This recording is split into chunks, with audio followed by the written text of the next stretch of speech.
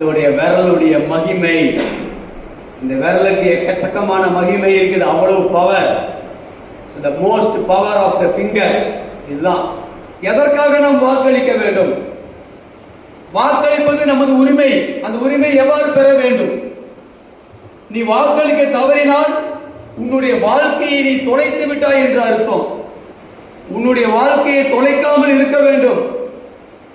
நாடு நன்றாக இருக்க வேண்டும் என்றால் நமக்கு கேட்டதெல்லாம் கிடைக்கணும், எல்லா வசதியும் நமக்கு கிடைக்கணும்.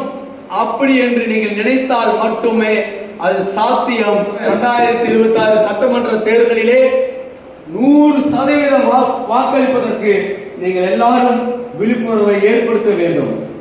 உங்களுக்கு தெரிந்தவர்கள், நண்பர்கள், உறவினர்கள் அனைவரிடத்திலுமே யாருக்கெல்லாம் வாக்குரிமை இருக்கிறதோ அவர்களெல்லாம் நிச்சயமாக வாக்கு சாவடிக்கு சென்று வாக்களிக்க வேண்டும் என்று நீங்கள் எல்லாம் விழிப்புணர்வு ஏற்படுத்த வேண்டும்.